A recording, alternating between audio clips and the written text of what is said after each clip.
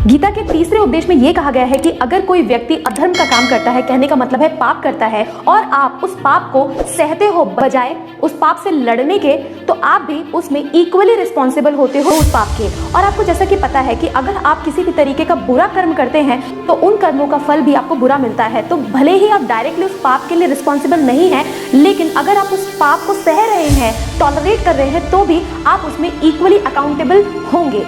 तो जैसा कि आपको पता है कि अर्जुन युद्ध मैदान में खड़े थे और उन्हें अपनों के अगेंस्ट ही लड़ाई करनी थी, युद्ध करना था। वो इस युद्ध को नहीं कर पा रहे थे क्योंकि उनका ये मानना था कि उनका जो मोह है उनके भाइयों के प्रति, वो बीच में बार बार आ जा रहा था।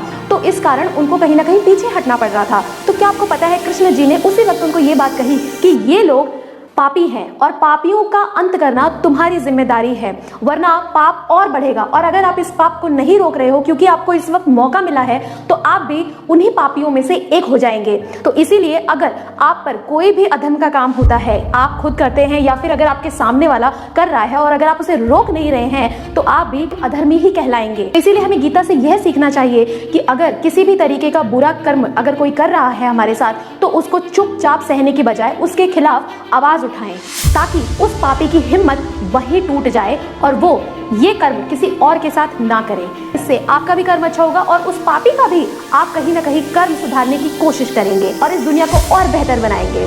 तो देखा आपने, गीता कितने ही अच्छे उपदेश देती है। गीता के ऐसे ही उपदेश सुनने के लिए आप सब्सक्राइब कर सकते हैं मेरे चैनल को। नमस्ते।